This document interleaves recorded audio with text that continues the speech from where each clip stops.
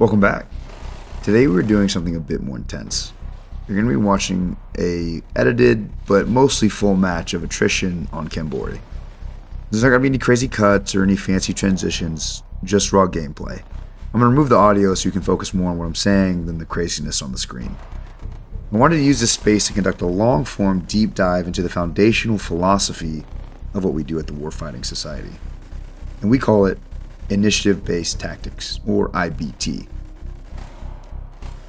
In the tactical shooter space, there is a pervasive myth that I like to call the skill fallacy. Most players believe that the outcome of a fight is determined by aim, reaction time, and gear. They think if they have the meta build, the highest frame rate, the higher rate of fire, the better gun, that they should win all the time.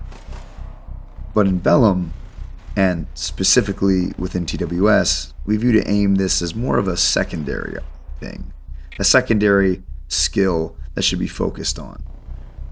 Victory isn't decided by who pulls the trigger faster, it is decided by who forces the other person to react.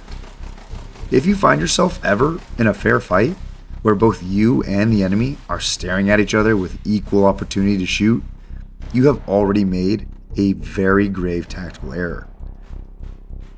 Over the rest of the video, I'm going to go ahead and break down how we move past quote-unquote milsim roleplay and into a more high-performance tactical simulation.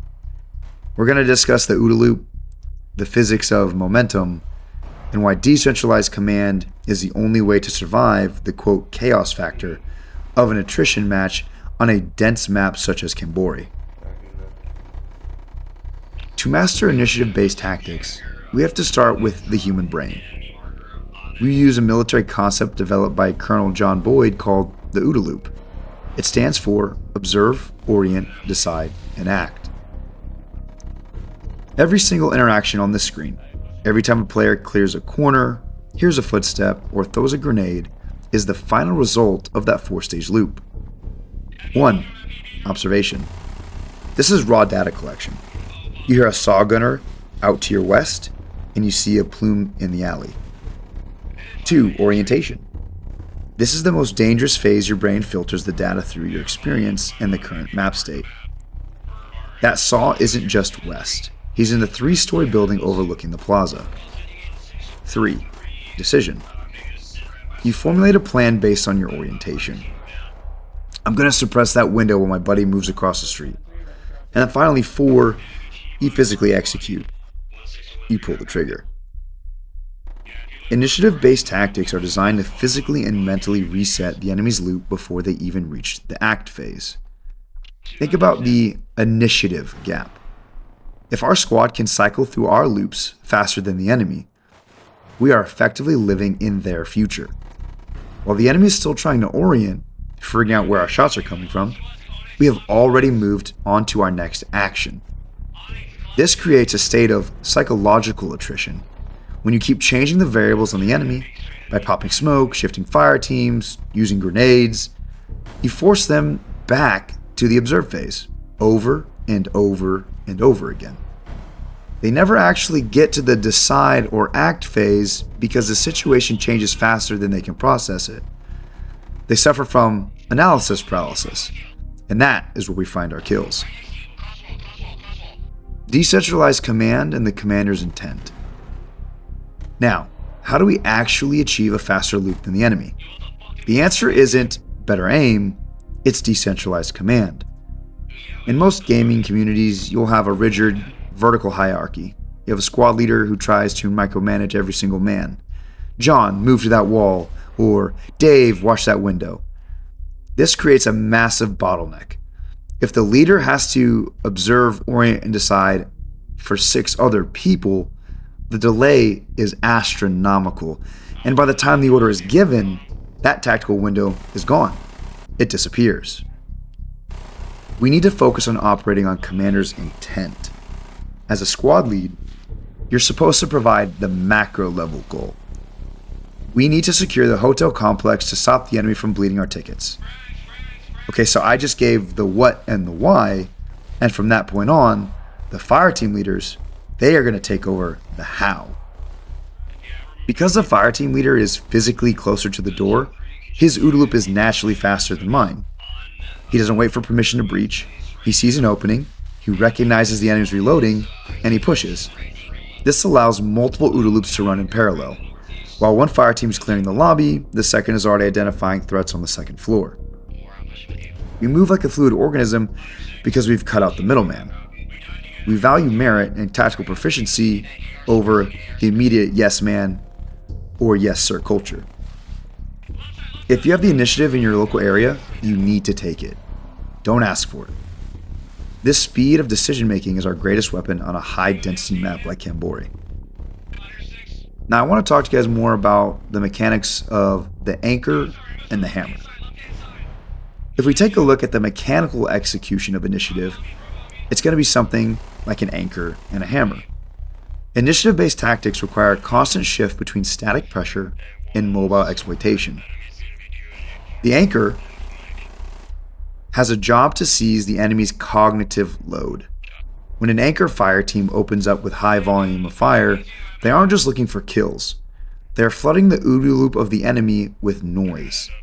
The enemy must respond to the anchor, whether it be they hide, or they return fire, or they panic.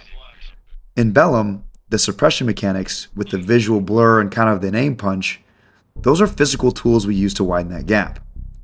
An enemy under suppression cannot orient correctly. They are operating on bad data, which means their decision will be flawed. Now the hammer. While the enemy is fixated on the anchor, the hammer, which is the maneuver element, needs to be moving. The hammer's movement must be violent, fast, and if you can, silent.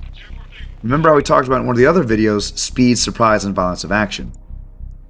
The goal is to arrive at a position where the enemy is completely exposed. This is usually going to be on their flank or their rear. The coordination here isn't about talking, it's about triggering. The moment the anchor starts their suppression, the hammer is already in motion. This constant handoff of pressure ensures the enemy never has a second of quote quiet time to reset their brain and form a new plan. We keep the pressure constant, alternating the source of that pressure so the enemy is always turning their head toward a threat that is already acting. If the hammer slows down, the anchor becomes a target. If the anchor stops firing, the hammer becomes a target. They are two halves of the same heart. Now, the attrition of momentum. And I know a few of you made jokes in the last video about how much I said momentum, but it truly does apply here. So we now have to talk about how initiative applies to the attrition game mode itself. Most players look at attrition as kind of just a scoreboard on how fast you can bleed the enemy manpower reserve. However, especially on a map like Kambori, it's more of a measure of map density. Every time we wipe an enemy fire team, a hole opens up in their defense. This is a tactical vacuum. Most squads play reactively. They win a fight, they heal up, they reload, and then they wait for the next thing to happen. And in doing so, they give the initiative right back to the enemy. They allow the enemy to respawn, regroup, and come back with a fresh, rested brain. We need to focus on treating every wipe as a green light to accelerate. If we clear building A, we don't stay there. We immediately push back to building B, or push to building C, or maybe even we push forward to building D, which overlooks the path the enemy takes back to the fight. We want the enemy to walk out of their safe zone and immediately fall into a crossfire they didn't even know existed. By the time they realize the front line has moved, they are already being engaged.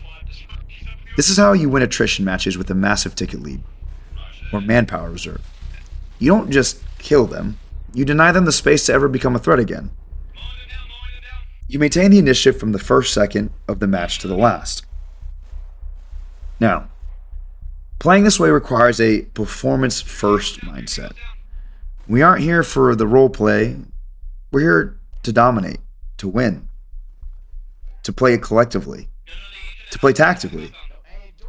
No one bought the game to lose. So, we gotta think, how can we win? Well, try this initiative-based tactics that we've been talking about in the video. They aren't a set of rules, they are a way of looking at the game. Time is a resource just as valuable as ammunition. If you control the time, you control the match. Now, I want to say thank you for riding along with me as my Cambori match plays in the background. And if you aren't already subscribed, I would love to have you subscribed. It helps the channel out a lot. If you're also looking for a good group of people to play with, the Warfighting Society is welcoming everyone as long as you meet 2 requirements. Be 18 years or older, and just be a good person. Obviously, you'll get Discord terms of service rules and stuff like that, but you can check those out in the server rule channel once you join. Now, if you want to stick around for the rest of the footage, by all means, go ahead. I'll leave it up to watch. However, the audio is messed up, so it's going to be silent anyways. So I do apologize for that.